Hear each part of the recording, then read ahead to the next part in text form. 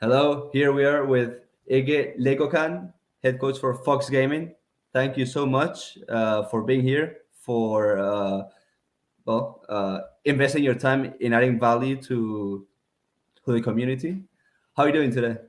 I'm fine. Thank you for the invitation. It was actually nice to be here and show the MENA region, same as the TCL, in more masses. And it will be a pretty good interview, I would say. I'm great. How about you? Good, good. As I said, excited to ask you a few questions and to know more about your work on a daily basis. No, hmm so tell us a bit.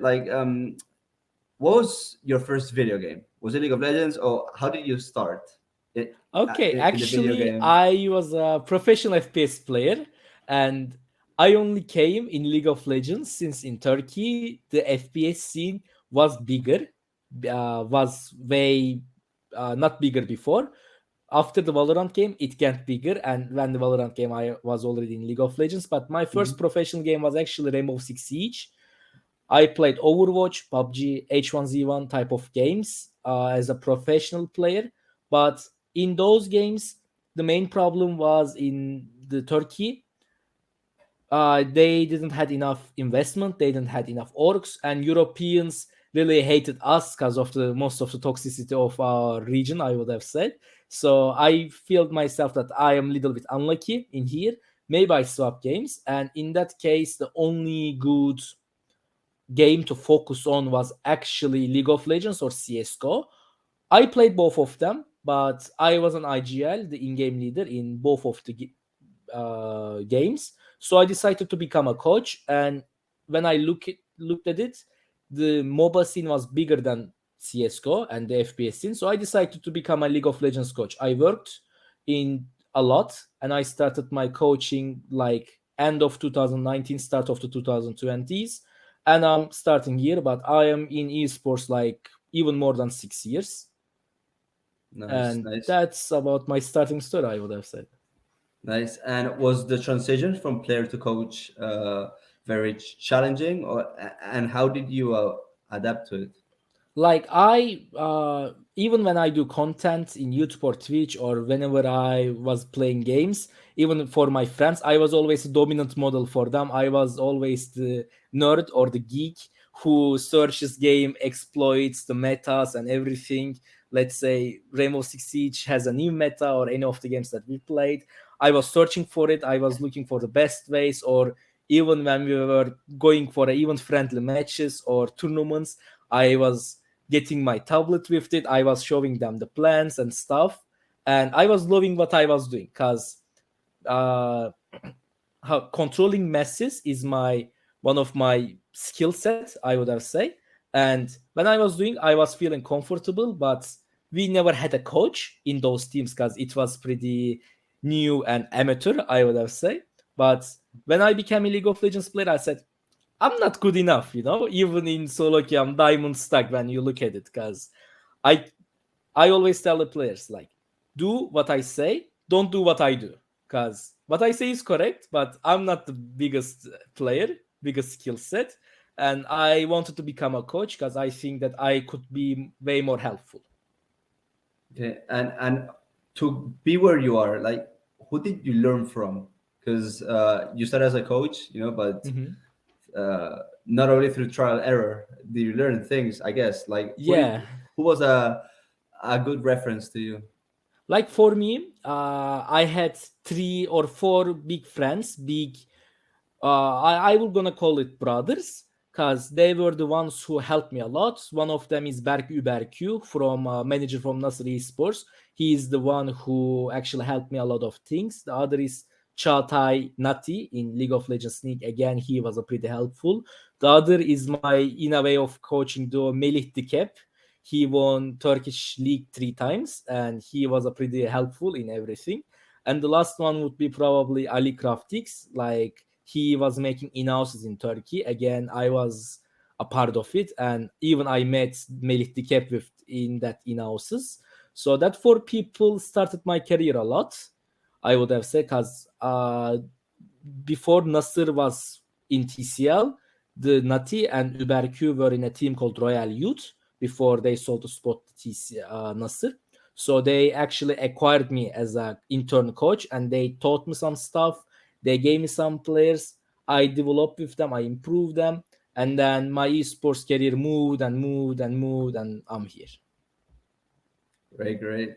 And also, like, to continue to grow as a coach, what is your routine? What are your strategies? Like, let those coaches or players know more.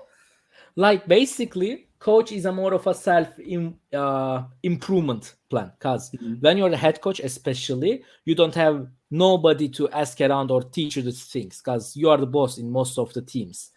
When I was intern coach, of course, I was asking or more of assistant project coaches. I was asking people, asking other coaches and players. But for a coach, the best information always comes from the players, and you and your relationship with the players is always two-sided. They help you, you help them. They taught you some stuff, and you know some stuff. It's both beneficial, but also for my self improvement plan, I read a lot of books. I'm a literature student, and I read a lot of actually manager and coach books, especially from football, basketball, even tennis, from different sports, because I would like to see other coaches way mature than me, their perspectives, because some of the quotes and some of the ideology of them is really helpful if you know what you can look like. I'm not, how do you call it, copying them all the way around, but I'm making a more of a powerful mix, and I'm getting all the other different POVs in one brain. So this way, in different situations, I have more chance to fix it, and I have more different ways to solve the problems.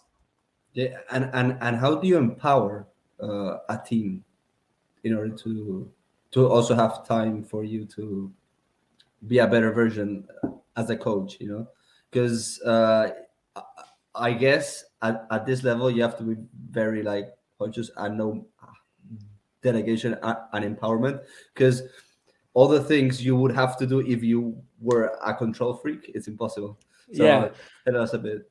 like it also helps to play, the players also chooses their own schedules. Basically, when we are on a team or before we get a team, we give our, as a staff, we give our schedules to the main management or the main bosses, and we say, in this we can work for this worth of money, and these our services will gonna cost this. And if they accept, we get in a team and we making our tryout phases. So in tryouts, it usually for the highest level, for ERL ones, it's usually the not public tryout, it's always private tryouts, and we get the players that we scouted before. We almost all coaches and the managers has their own scouting sheet, as I do have my own.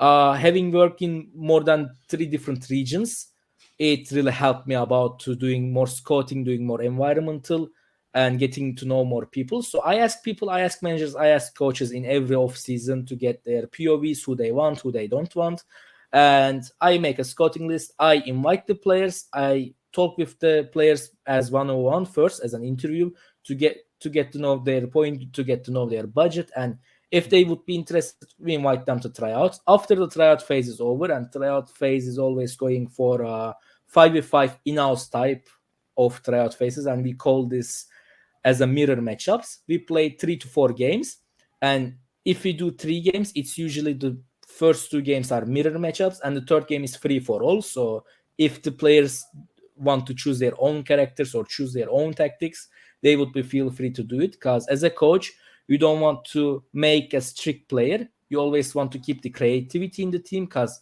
rather than one brain, the other 5 brains of the players is also pretty useful in the team itself, because even in some draft, even in some tactics, rather than being strict and telling the player shut up, I would always prefer to hear the player as well and make the decisions with the players, because if one is happy, others will be happy, and everybody will be more focused on game plan and everything.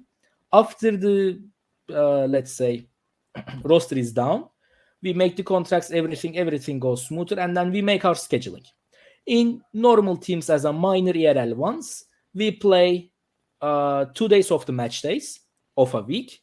So the other 5 days are always like this.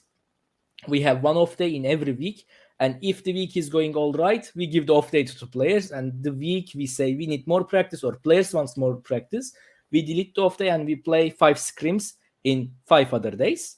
And scrims are usually 4 to 5 games in a day, so it's usually taking around 6 hours in a day, you can say, in maximum maybe 7 if there is big pauses or big breaks between the games. We review almost every game after the one game, so we review everything in a pretty fast forward. We don't want to keep so much to the players, we want to keep them in focused in the reviews.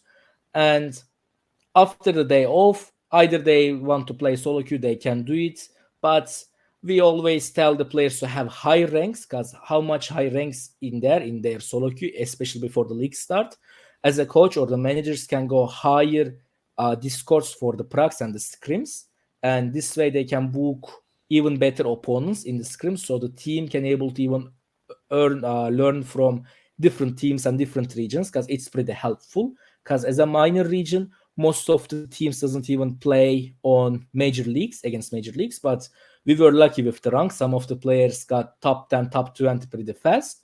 One of them were Yuki in this team. It was the mid laner, and he got 1.1k LP pretty fast, and he did a pretty good job as improvement himself. And this way I got better scrims for him. And whenever needed, let's say the 5v5s are done, but we say the bot lane needs to improve, or mid lane or top lane needs to improve, we go and talk with the player 101. We see what we can able to do, and even book some 1v1s or 2v2s for the bot itself, so they can able to see matchups, see different plays, and they can able to improve themselves.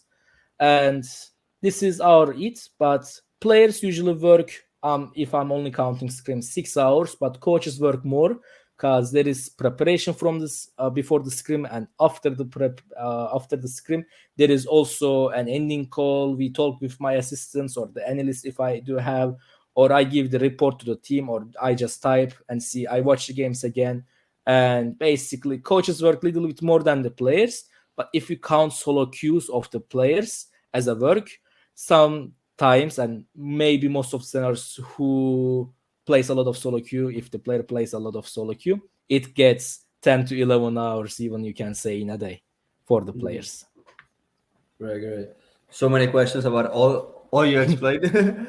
I mean, the first one is like, how do you make sure that you recruited the 5 personalities and they all interact, they don't Okay. because that's very that is not It's easy. hard. Yes. Like a lot of cultures, like in the Fox Gaming, we had a Finnish player, Petoshka from top laner. We had a Jordanian jungler. We had a Saudi mid laner. We had an Estonian AD carry who is actually a father. Monk has a baby. He has a wife. He has a baby, and our support was Moroccan. 5 different countries, even me from Turkey, 6 different countries when you look at it, 6 different cultures. But one thing that I do in all the teams, of course, every coach and managers has a different variety of doing. I do something called looking LTRs first, and then taking the imports. So I take the region necessary needed players first. Let's say in the Arabian League, it was 3. In some other leagues, it's only 2. And for the Arabian League, we find some profiles which is good with each other. Let's say Nova and Yuki played well. We tried Jundat, or we tried different variations. Which variation worked better? Which variation where players were happy? We were using it. Because in the tryouts, we also do something like this. Since we are using mirror matchups, we see both players against each other and against the same champions. And after the first 2 or 3 matches, we swap the teams. The jungler goes to the enemy team, same as one of the bot laners goes into the enemy team. So they swap, and tada, a different team environment. And we record everything, we watch it, we talk with the players 101 after the tryouts in most of the scenarios. We see their POV, and after we like the LTR chemistry, we hire the LTRs first, we sign the LTRs first, the region players, I mean, and afterwards we try out imports even harder. In this team, we signed Yuki, Nova, and Jundat, and then afterwards we signed Monk and Petoshka. So this way we make slow by slow and concrete, I would say. And it was a good building for us because the names, maybe it was pretty unfamiliar for the MENA side, and everybody considered us D or C tier team.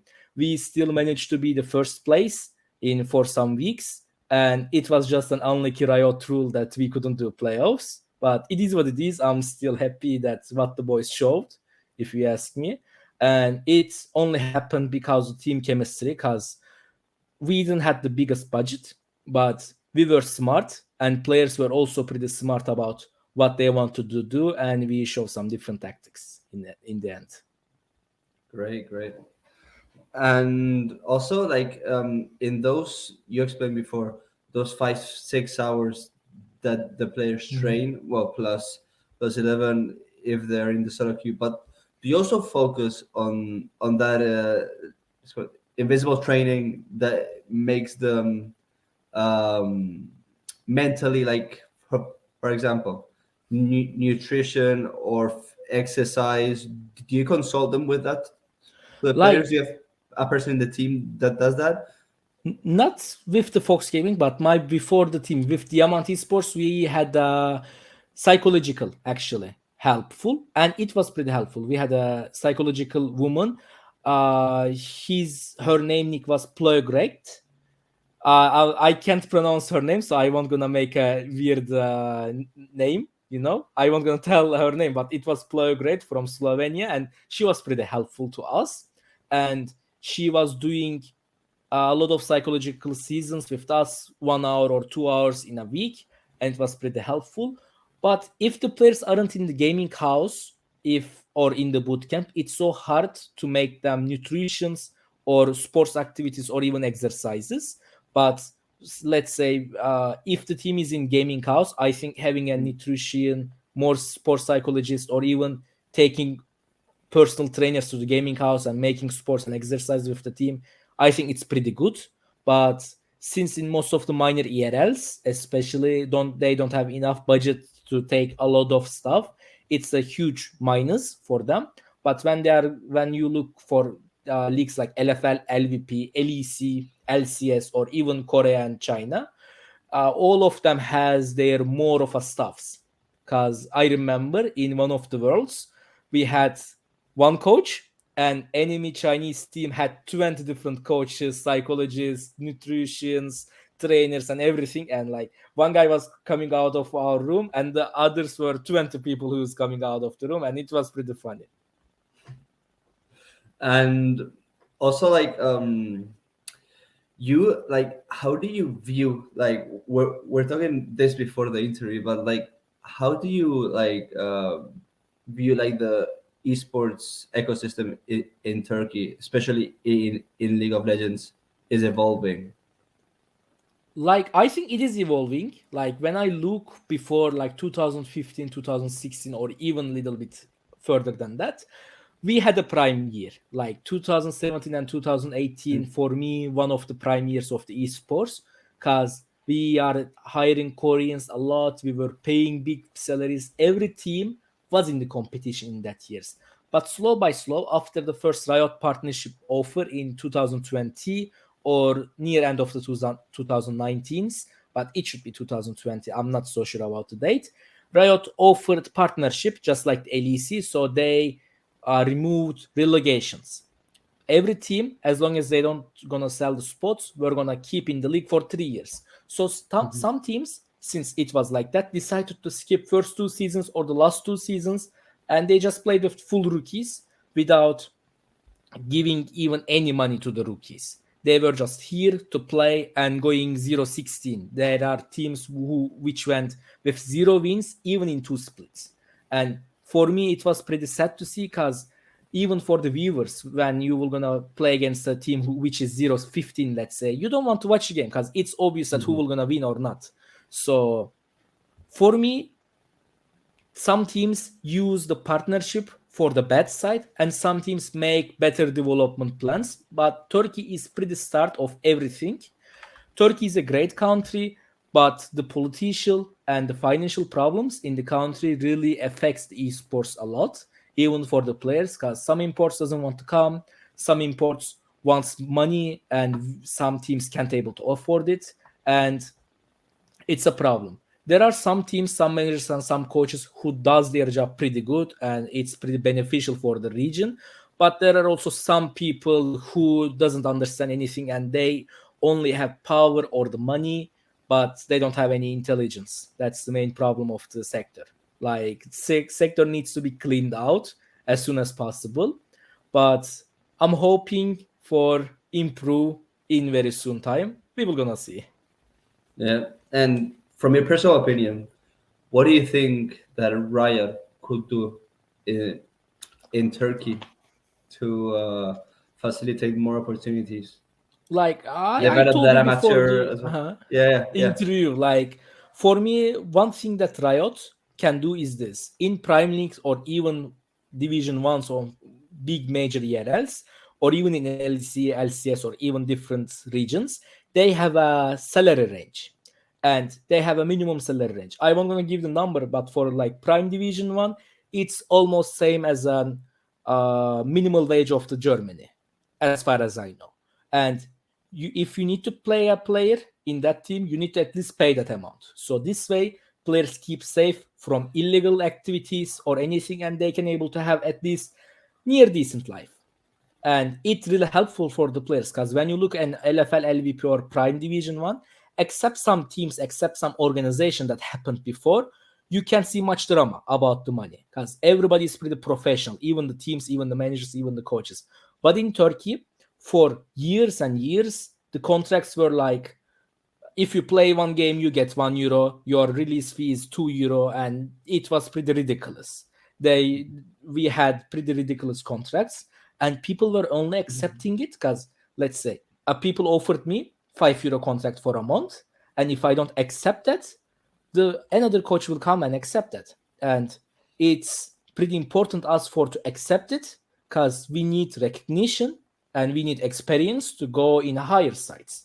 And like I even tell you that I accepted contracts for monthly 30-40 euros before, and like I'm not ashamed of it, because I know if I didn't accept it, I wouldn't be even here. I wouldn't have a chance and the experience to work with better players, better coaches than me in the teams. And for the government wise, like we had a firm called federation called actually Esports Federation Turkey and something like that. But it really isn't helpful. We have a problems as visa, we have a problems as internet connections, but nobody really gives a damn about us, I would have said, because my visas got declined a lot, especially for Nordic countries whenever I need to go for tournaments. And like when I called the government and I asked them, and like I told them the sportsmanship has a visa, has a different passport. Sports player has a different passport. And like I told them why we can't have for the esports player, because like some tournament monies are pretty big. Even if you just compare for the third division or the second division of the football, it's even bigger than that in some tournaments.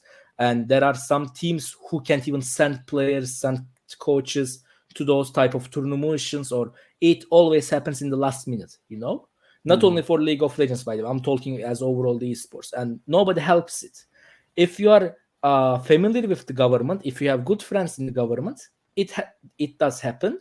But if you are like me and nobody for the government, nothing that you can do. I how do you call it? I went to Norwegian visa. I tried to get another Schengen, which I have Schengen. I took Schengen before, and even it got declined because do you know what my government said? We can't give you sports visa since esports isn't a sports, which for some countries it's a sport, but for us it's not, and it's pretty cringe to have. So governments really need some people who knows what they do and needs to make a founding or something like that, and working with not only the Riot but the esports companies who's interested, or at least have one delegation from there, delegate or whatever you call it in English, because we need somebody who can be our voice.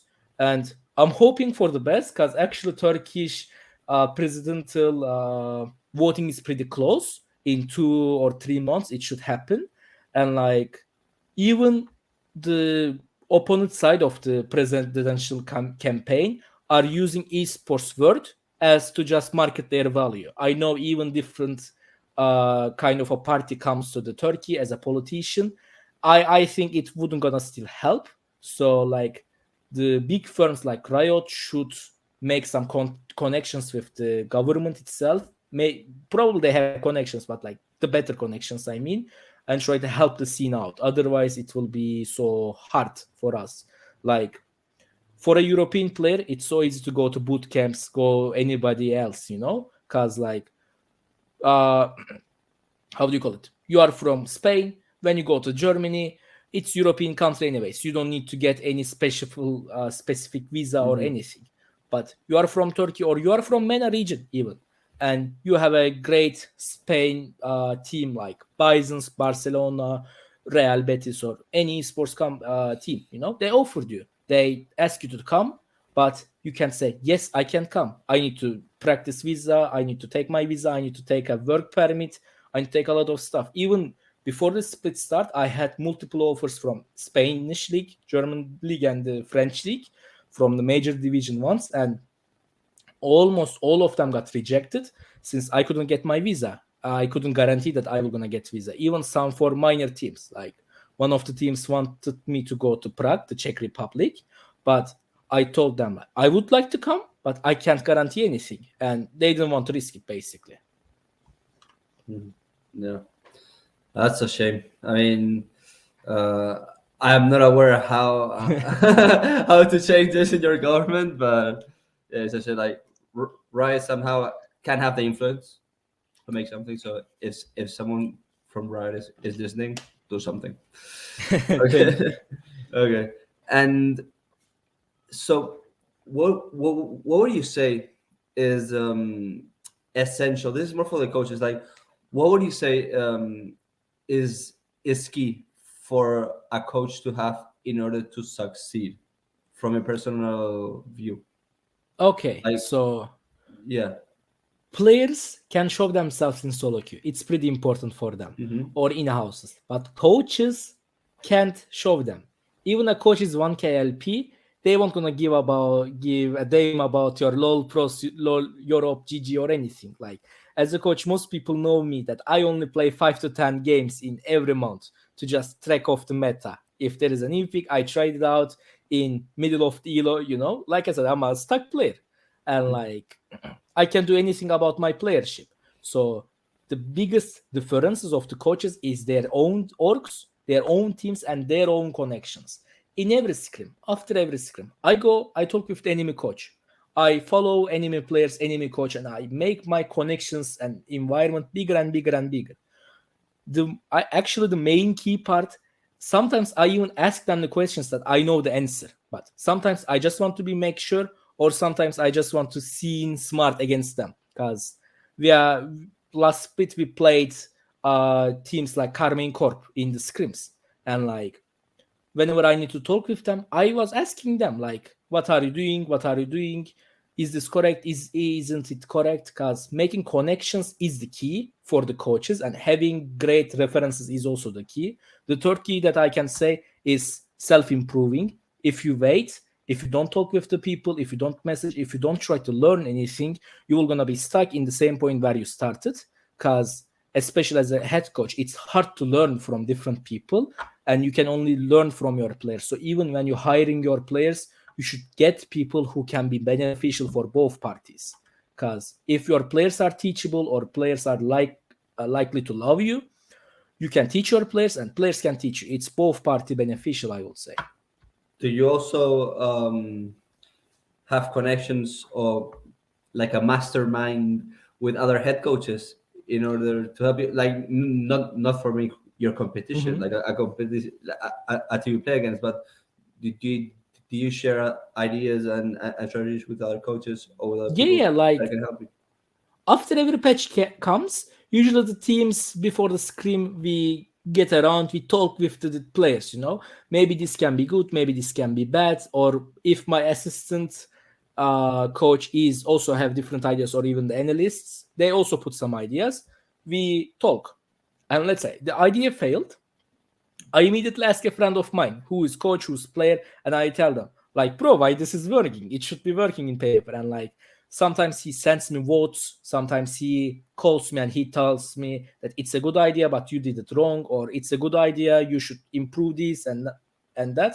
Because for me, coaches, managers need to talk with each other all the time. You can't be the lonely wolf, because if you try to be a lonely wolf again, you will gonna be stuck here.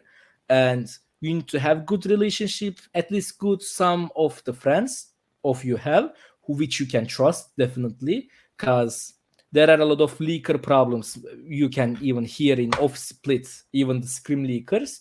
And like that's why when you will gonna talk with those people, you need to be make sure that they are reliable and they are safe. So when you will gonna give out your tactics, you make sure that they won't gonna leak to the enemy team. But I have Mhm. some great friends in that case, and I always seek for help whenever I need it, because rather than telling the players that I know the best, it's always good sometimes accept the defeat that I don't know it, but I'll research it for you. Nice, nice.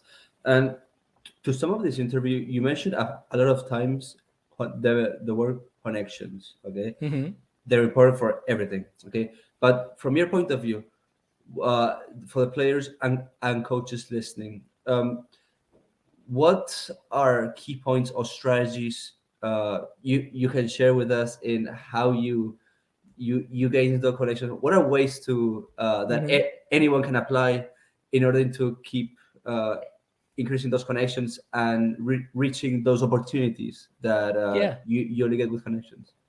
Like in Twitter, if you just seek around a bit, if you know to follow the correct people, and in most of the times it's some coaches and some managers, they post announcements, they post some free coachings, they post some advice, and if you can follow that, you can able to go higher places. For Turkey, it's a funny story, but when I make my connections in Turkey, actually I did it through a game called Rust. It was a survival game, and a lot of Turkish esports player playing, and we played together. And I get to know people from very higher places. I was even surprised, like Armut, Japone, Bolulu type of players even played the game. And like before they were even went to LCS or LEC, I met with them, and it was even helpful to make my uh environment. And then their friend came, like Serin, like Sayes, from pro players. Of course, it's all happening on off season. They're not playing in the season, but like Mhm. in off season. And I get started to know more people. I follow them. I ask some questions, and also some coaches, managers also joined while we are playing. And my Turkish environment, Turkish connection started with the game called Rust. But for the Europe, when I get first to Europe, I always do this before the league starts. I'm always close with the league admins. I know them. I get to know them. So whenever I need it, I have smooth connections with them. I message them even sometimes. Hey, happy birthday! How are you doing? Like I said before, if I know the answer of that question, I ask them to get more connections. And after every game that we do, we usually post on Twitter, even win or lose. And some coaches don't post after the lose, but I always do, because it's still connection. I tell GG to enemy team, and I text some players that I know or I want to know. So when they type me GG and stuff, we get to know, we talk. Like in even in MENA, I had some connections, but the new league was totally different. And we started to get to know with some different players like Pabu, like Ceres from Nigma Galaxy, and from even different players from the other teams. Because making connections, like I said, is the key. And for doing the best, you need to talk and make everything good. And just ask questions to the people, follow them, don't bother them, don't spam them, but ask smart questions, pick your questions smart. And if they like you, or if they are helpful people like me, probably they'll answer. And after a while, maybe you have a good bonding, or at least even though you don't have a good bonding, you have a guy who, whenever you need help or whenever you need a question, you always ask. Like I even have some guys that we are not so close, but whenever I need help, I ask them. Nice, nice. Well, amazing answer, man. Amazing answer. And I will repeat, as I said in the beginning of the interview, thank you so much for giving us this time, Anya. We reached to you, and you're open for this interview. So yeah, it can happen, you know. So thank you very much. And to finish, where can people find you? The easiest way to find you on social media. Probably it will be my Twitter, Coach Legocan. But it's easiest to contact with me, especially for the esports. But I'm also doing live streams on YouTube. If they just type my name in YouTube or just they type Legocan 35 in the Twitch, probably they will gonna find me, and I'll do both Turkish and English commentary in the videos and Twitch. Sadly, since it's more of a hobby, it's more of a CS:GO related. But even if they ask me questions about League of Legends, I wouldn't say no to answer, and I'll give them a good answer. Nice, nice. Well, guys, follow Ege, and if you want to follow more content, more interviews that add value to you, follow us as well. Okay. I agree. Follow them, guys. Thank you for Well, the interview. we'll stay in touch again. Same. Goodbye. Thank you for it.